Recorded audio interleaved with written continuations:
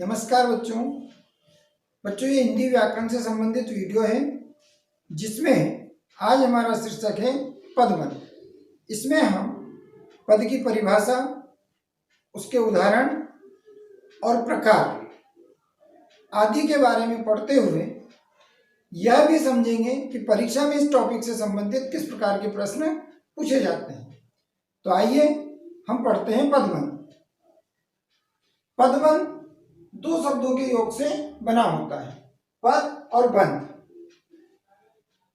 पदवन को समझने के लिए हमें पहले जानना होगा पद कि पद का अर्थ क्या होता है, और पद का अर्थ हमें तभी समझ में आएगा जब हमें मालूम होगा कि शब्द और वाक्य का अर्थ क्या है। तो शब्द और वाक्य का अर्थ समझने के लिए हमें पहले हम बात करते हैं शब्द की। शब्द क्या होता है? दो वर्णों के सार्थक समूह को शब्द कहते हैं, या यूं कहें कि वर्णों का वह समूह जिसका कोई सही अर्थ हो उसे हम शब्द कहते हैं। जैसे यहाँ पर कमल, घर, राम, बंधन, ये सभी शब्द दिए गए हैं। क्यों? क्योंकि इनका सही अर्थ है और ये सभी स्वतंत्र हैं। स्वतंत्रता का मतलब ये होता है कि जैसे मान लो कि इनको हम किसी भी वाक्य में प्रयोग कर सकते हैं। यहाँ पर ये सभी शब्द स्वतंत्र हैं, तो ये हुआ शब्द। अब हम बात करें पद की। ये शब्द पद कब बनता है? जब किसी शब्द को वाक्य में प्रयुक्त कर लिया जाता है। जब किसी शब्द को वाक्य में प्रयुक्त कर लिया जाता है, अर्थात वाक्य में प्रयोग कर लिया जाता है उसका, तो वो शब्द ना रहते हुए पद कहलाता है। जैसे यहाँ पर कमल शब्द है। कमल शब्द का हमने यहाँ पर वाक्य में प्रयोग किया कि तालाब में कमल खिले हैं। अब यहाँ पर कमल स्वतंत्र नहीं है। क्यों? क्योंकि यह वाक्य में प्रयोग कर लिया गया है।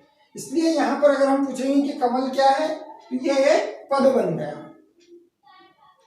हालांकि यहाँ पर कमल ही पद नहीं है, वाक्य में प्रयुक्त सभी शब्द पद कहलाएंगे। अगर आपसे पूछा जाए कि इस वाक्य में पद क्या है, तो आप कहेंगे कि वाक्य में सभी जितने भी शब्द प्रयोग किए गए हैं सभी पद कहलाते हैं। अर्थात जब शब्दों का वाक्यों में प्रयोग कर लिया जाता है तो वह शब्द ना रहते हुए पद कहलाता है। अब हम बात करें वाक्य की। वाक्य क्या होता है? शब्दों के सार्थक समूह को वाक्य कहते हैं, जिससे कि वक्ता का अर्थ स्पष्ट हो जाए। वक्ता है ना बोलने वाला, जिससे कि वक्ता का अर्थ स्पष्ट हो जाए, ऐसे सार्थक शब्द समूह को हम वाक्य कहते हैं। अब हमने यहाँ पर पद के बारे में समझा। इसके बाद यहाँ पर एक शब्द और आता है बंध। तो बंध का अर्थ होता है बंधा हुआ या बंधन। ऐसे कई पद होते हैं जो एक ही इकाई में बंध जाते हैं, तो पदबंध होता है। पदबंध क्या है कि कई पदों के योग से बने वाक्यांश। कई मतलब इसमें एक से अधिक पद, दो या दो से अधिक पद, कई पदों के योग से बने वाक्यांश जो एक ही पद का काम करते हैं। वाक्यांश तो दो या दो से अधिक होते हैं, पर वो काम किसका करते हैं? एक ही पद का काम करते हैं। वो क्या कहलाते हैं? पदबंध कहलाते हैं। अर्थात कई पदों के योग से बने वाक्यांश को जो एक ही पद का काम करता है उसे पदबंध कहते हैं। अब यहाँ पर हमने एक नई बात देखी कि यहाँ पर आया वाक्यांश। हमने पद, शब्द और वाक्य के बारे में पढ़ा, लेकिन एक नया शब्द हमारे सामने आता है कि वाक्यांश। वाक्यांश क्या होता है? वाक्यांश का अर्थ होता है कि वाक्य प्लस अंश, यानी वाक्य का अंश, भाग, उसको हम वाक्यांश कहते हैं। वाक्यांश वह होता है जिसमें सार्थक पद समूह तो होता है, किंतु उसका पूरा अर्थ नहीं होता है, वो पूरा अर्थ नहीं देता है, उसे हम वाक्यांश कहते हैं। जैसे उस तरफ, पीछे की तरफ, उधर। अब ये क्या है? वाक्यांश तो हैं, लेकिन इनसे पूरा अर्थ नहीं निकल पाता है, पूरा अर्थ स्पष्ट नहीं हो पाता है। जैसे कहा कि उस तरफ, तो उस तरफ किस तरफ, उसका क्या मतलब? तो उसके आगे क्या है? उसके आगे की बात पूरी नहीं है, इसलिए हम इसको कहेंगे वाक्यांश। तो वाक्यांश वो होता है कि दो पदों में तो बंधा हुआ रहता है पर उसका अर्थ पूरा नहीं होता है। इसके बाद पदबंध। अब हम देखते हैं पदबंध क्या है। पदबंध में क्या होता है कि एक शीर्ष पद होता है, एक मुख्य पद होता है और बाकी पद जो हैं उसकी विशेषता बताते हैं। अर्थात जो पद उसकी विशेषता बताते हैं मुख्य पद की, वो उसके आश्रित पद कहलाते हैं। तो पदबंध में एक शीर्ष पद होता है जिसे हम मुख्य पद कहते हैं, और बाकी उसके विशेषण जो होते हैं, उसकी विशेषता बताने वाले शब्द जो होते हैं, वे उसके आश्रित पद कहलाते हैं। और वे जो आश्रित पद होते हैं वो सभी एक इकाई में बंधे हुए होते हैं। तो आइए हम देखते हैं पदबंध के उदाहरण। तो यहाँ पर ये एक वाक्य है, तालाब में कमल खिले। हमने पहले लिया था कमल शब्द को, उधर शब्द बताया था कि कमल एक शब्द है, इसका सही एक अर्थ होता है। अब उस कमल शब्द का हमने वाक्य में प्रयोग कर लिया, तो यहाँ पर कमल क्या हुआ, पद बन गया है। कमल एक पद है ना, एक साधारण वाक्य है कि तालाब में कमल खिले। पर इसी के साथ हम एक दूसरा वाक्य लेते हैं। दूसरे वाक्य में हमने क्या करा कि तालाब में सुंदर कमल खिले हैं। तालाब में सुंदर कमल खिले हैं। ये सुंदर शब्द जो है कमल की विशेषता बताता है ना, और कमल शब्द जो है शीर्ष पद है, इसका मुख्य पद है, वाक्य का मुख्य पद है, अर्थात एक संज्ञा भी कहलाता है ना। तो ये सुंदर शब्द कमल से जुड़ा हुआ है, इसकी विशेषता बताता है। तो कमल क्या हुआ, इसका शीर्ष पद हुआ, और सुंदर इसका विशेषण हुआ, इसलिए विशेषण भी कहते हैं इसको, और इसको हम कहेंगे आश्रित पद कहेंगे। तो ये यहाँ से यहाँ तक पूरा ये एक पदबंध कहलाएगा। सुंदर कमल, ये क्या हो गया, दोनों पद का मिलाकर एक पदबंध हो गया, क्योंकि ये सुंदर शब्द भी कमल के लिए ही प्रयोग हुआ है।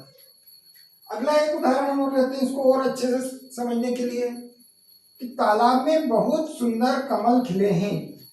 ऊपर के वाक्य में क्या देखा था हमने, सुंदर कमल। यहाँ पर हमने क्या हुआ कि विशेषण का विस्तार हो गया, और भी इसको विस्तार करते जाते हैं ना। तो यहाँ पर हमने लिया बहुत सुंदर कमल खिले हैं। कमल तो वही है शीर्ष पद हमारा, और सुंदर क्या है, कमल की विशेषता बताता है। लेकिन इसके आगे एक शब्द और हमने जोड़ा कि बहुत सुंदर कमल खिलते हैं। तो बहुत शब्द क्या हुआ, जो विशेषण की विशेषता बताता है उसे क्या कहते हैं, प्रविशेषण। तो प्रविशेषण बहुत शब्द है, तो बहुत सुंदर कमल, ये पूरा एक पदबंध है। ये तीन पद मिलकर एक ही पद इकाई का काम करते हैं, तो ये एक पदबंध कहलाता है। और इसको हम और विस्तार करके देखते हैं अगले उदाहरण में, कि तालाब में रंग बिरंगे सुंदर कमल खिले हैं। कमल वही हमारा एक शीर्ष पद है ना, बाकी पद इससे जुड़े हुए हैं।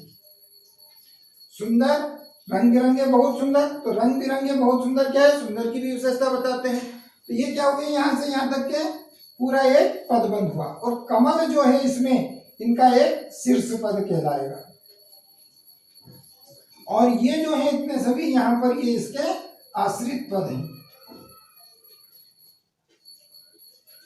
ये आश्रित पद कहलाएंगे, इसकी विशेषता बताने वाले आश्रित पद। तो शीर्ष पद एक मुख्य पद होता है ना। तो ये हो गया यहाँ पे पूरा एक पदबंध है, अर्थात ये सभी मिलकर एक ही इकाई का काम करते हैं, क्योंकि ये सभी शब्द जो हैं, इतने जो शब्द हैं, ये सभी कमल के लिए ही प्रयुक्त हुए और कमल के लिए ही कार्य करते हैं। और ये सारे शब्द जो हैं एक इकाई में काम करते हैं, एक इकाई में बंध कर काम करते हैं, इसलिए ये सभी एक पदबंध कहलाएंगे। तो इस प्रकार हम पद समूह को कह सकते हैं पदबंध। इस प्रकार के जो पद समूह होते हैं उनको हम एक पदबंध कह सकते हैं। ये हुआ पदबंध। पदबंध की पहचान के लिए कुछ आवश्यक बातें होती है जिसको कि हमें ध्यान में रखना चाहिए। जैसे कि पद वाक्य का एक अंश होता है, पदबंध वाक्य का एक अंश होता है, इसे पूर्ण वाक्य नहीं समझना चाहिए। दूसरा है, पदबंध में एक से अधिक पदों का समावेश होता है, कभी एक पद नहीं होता है। जैसे हमने कहा कि यहाँ पर कमल एक पदबंध हो गया, एक बंध मतलब उससे दूसरा पद नहीं बंधेगा जब तक वो पदबंध नहीं कहलाएगा। तो उसमें हमेशा एक से अधिक, दो या दो से अधिक पद होंगे तभी वो पदबंध कहलाएगा। तो पदबंध में एक से अधिक पदों का समावेश होता है, इसी कारण यह पदबंध कहलाता है। अगली बात कि ये पद आपस में इस तरह जुड़े होते हैं कि एक इकाई का रूप धारण कर लेते हैं। मतलब ये सभी मिलकर एक ही इकाई का रूप धारण कर लेते हैं। मतलब सभी मिलकर कमल के बारे में ही बात करेंगे यहाँ पर इस वाक्य में। बाकी अगर दूसरा वाक्य है तो उसका जो शीर्ष पद होगा उसके बारे में वो बात करेंगे। तो ये पद आपस में इस तरह जुड़े होते हैं कि ये एक इकाई का रूप धारण कर लेते हैं। यानी बहुत सारे पद आपस में जुड़ जाते हैं और सभी मिलकर एक ही इकाई का काम करते हैं और उसका एक ही अर्थ निकालते हैं। एक इकाई का मतलब होता है कि पूरा जो पदबंध है उसका एक अर्थ निकले, वे इस प्रकार आपस में बंधे हुए रहें कि ये सभी मिलकर इसकी विशेषता बताएं या इसके साथ जुड़े हुए रहें। तो एक इकाई का अर्थ होता है कि पूरा एक पदबंध। अगली बात, हर पदबंध में एक शीर्ष पद होता है और बाकी उसके आश्रित पद होते हैं। हर पदबंध में एक शीर्ष पद होता है और बाकी उसके आश्रित पद होते हैं। जैसे यहाँ पर जो भी उदाहरण है, इसमें ये इसका शीर्ष पद हुआ, ये इसका आश्रित पद, इसमें ये इसका शीर्ष पद हुआ और ये इनके आश्रित पद, इसमें ये इसका शीर्ष पद हुआ और ये इसके आश्रित पद। तो ये हुए पदबंध के उदाहरण और उससे संबंधित आवश्यक कुछ बातें जो पहचान होती है पदबंध की, वो मैंने आपको बताई।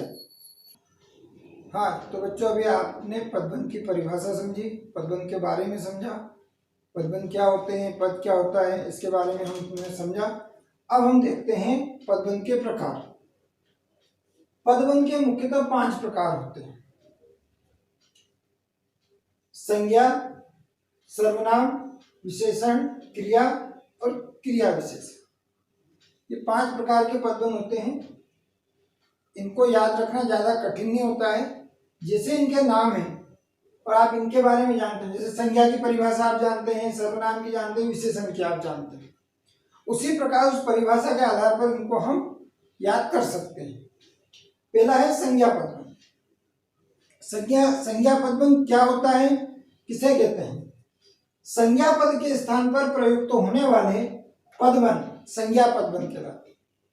यानी कि वाक्य में संज्ञा के स्थान पर जो पदबंध होता है, मुख्य पदबंध जो संज्ञा के स्थान पर होता है, और उस पद से जो सारे पद बंधे हुए होते हैं उन्हें हम संज्ञा पदबंध कहते हैं। इसकी पहचान है, इसमें शीर्ष पद पर संज्ञा होता है। संज्ञा पदबंध में शीर्ष पद जो होता है वो संज्ञा होता है, अर्थात मुख्य पद संज्ञा होता है। इसका उदाहरण है, जैसे विदेश में रहने वाले मेरे चाचा जी ने मुझे बुलाया है। विदेश में रहने वाले मेरे चाचा जी ने मुझे बुलाया है। इस वाक्य में हम देखते हैं कि यहाँ पर चाचा जी जो है ये संज्ञा शब्द है और बाकी जो शब्द हैं इससे बंधे हुए हैं, इसके आश्रित है। चाचा जी शब्द जो संज्ञा शब्द है, इसकी विशेषता बताने वाले शब्द ये हैं। मेरे शब्द क्या है? चाचा जी की विशेषता बताता है। ये किसके चाचा जी? तो हम अगर यहाँ से भी इसको हम पढ़ते हैं कि मेरे चाचा जी ने मुझे बुलाया है, तो ये दोनों पद मिलकर पदबंध कहलाते हैं। और उसका विस्तार करके लिया गया कि विदेश में रहने वाले मेरे चाचा जी ने, तो यहाँ से यहाँ तक ये सारे आश्रित पद हैं और चाचा जी जो है संज्ञा शीर्ष पद मुख्य पद है, इसलिए यह संज्ञा पद कहलाएगा। शीर्ष पद जो है संज्ञा है, इसलिए ये संज्ञा पद कहलाएगा। अगला है सर्वनाम पदबंध। सर्वनाम के स्थान पर प्रयुक्त होने वाले पदबंध को हम सर्वनाम पदबंध कहते हैं। इसकी पहचान क्या है कि इसमें जो है शीर्ष पद जो होता है वो सर्वनाम होता है। इसमें संज्ञा था, इसका शीर्ष पद सर्वनाम होता है। जैसे इसका उदाहरण है कि बड़ों की सेवा करने वाला वह सचमुच सम्मानी है। तो बड़ों की सेवा करने वाला वह, अब आप जानते हैं वह शब्द क्या है? सर्वनाम है। तो इसका शीर्ष पद क्या हुआ? सर्वनाम। इसलिए कौन सा पदबंध हुआ? ये सर्वनाम पदबंध हुआ। अगर यहाँ पर वह के स्थान पर हम किसी का नाम लिख देते हैं, मान लो कि हमने यहाँ पर लिख दिया प्रतीक,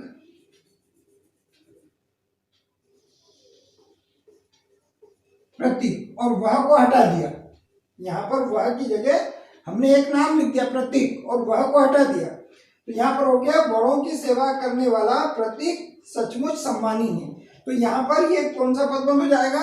संज्ञा पदबंध हो जाएगा, क्योंकि इसका मुख्य शीर्ष क्या हो जाएगा? संज्ञा हो जाएगा, इसलिए यहाँ पर संज्ञा पदबंध। और अगर इसकी जगह वह शब्द है अर्थात सर्वनाम शब्द है तो पदबंध कौन सा कहलाएगा? सर्वनाम पदबंध कहलाएगा।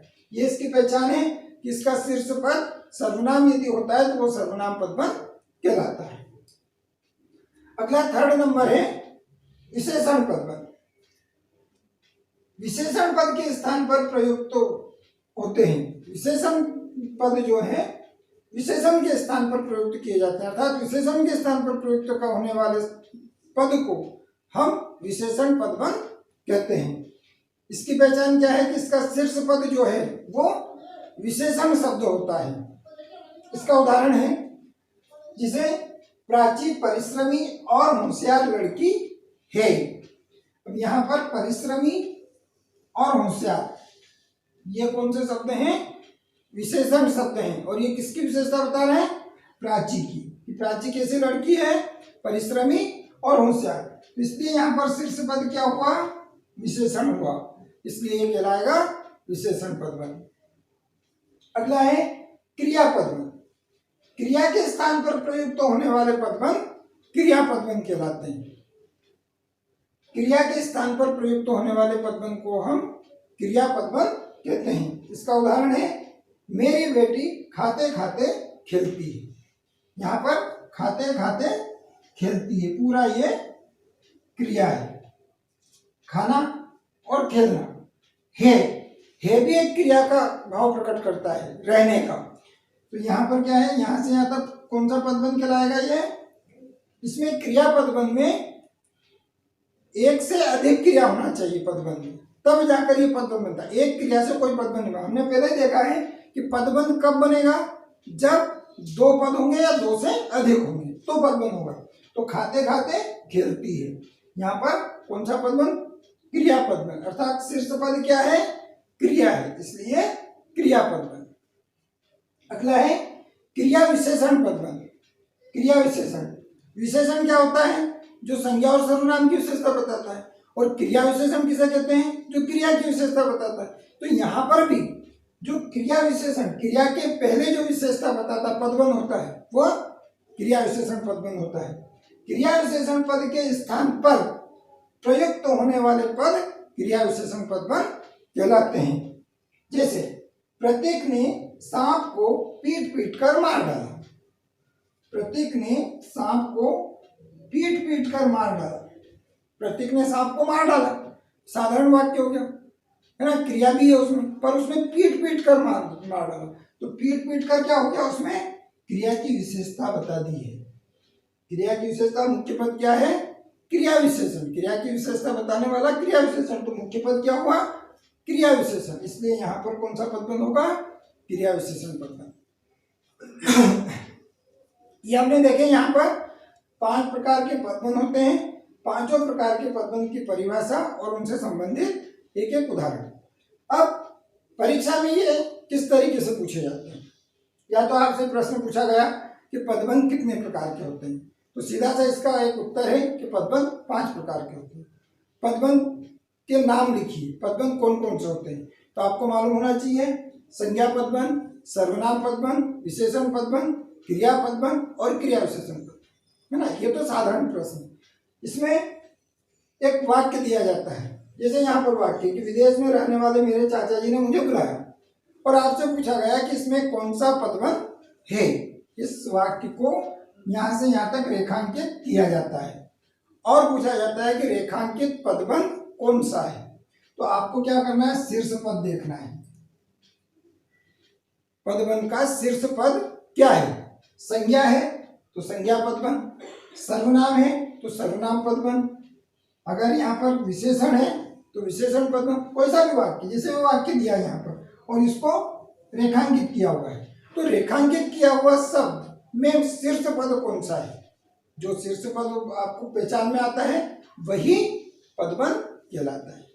तो ये हमने पदबंध के बारे में पढ़ा, पदबंध की परिभाषा, पदबंध के उदाहरण, पदबंध के प्रकार और इसमें से प्रश्न किस प्रकार के पूछे जाते हैं, इसके बारे में हमने पढ़ा। तो बच्चों, मुझे विश्वास है कि आप पदबंध के बारे में समझ गए होंगे। फिर भी यदि आपको कुछ समस्या हो तो आप कमेंट बॉक्स में पूछिए। फिर हम अगले वीडियो में एक नए शीर्षक के साथ मिलेंगे। धन्यवाद।